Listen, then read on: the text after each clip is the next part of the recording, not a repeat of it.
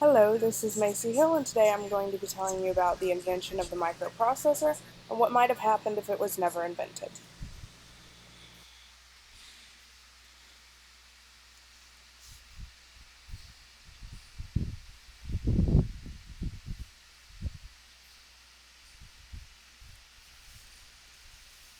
In the year 1971, Intel introduced the world's first single chip microprocessor to the public, the Intel 4004.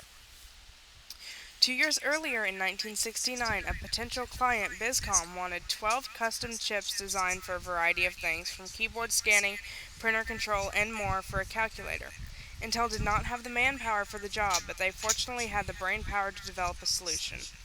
Engineer Ted Hoff decided they could build one chip to do the work of the 12 separate ones that had been asked for. The company Bizcom agreed and funded the new chip.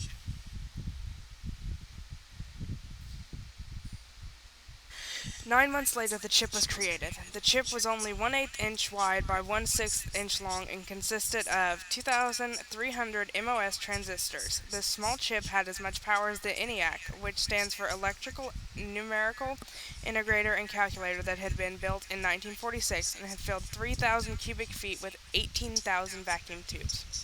Now imagine if Intel had had the manpower at the time to manufacture the original 12 chips that had been asked for, things could be very different for us today.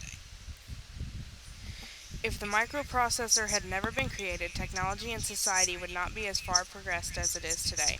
A personal computer wouldn't have been a practical item. It would have been far too large for the common household, leading to people not being able to attend online schools, and online schools would not even exist, or run businesses from home nearly as easily, which would lead to less and less people being educated and employed, because they are unable to leave home for long hours for many reasons like family commitments or lack of funds to travel. Many wouldn't be as well informed about other parts of the world as they are now. We wouldn't have access to breaking news and information near as fast as we do today, with internet access and smartphones with internet capabilities that allow us to research things at our convenience.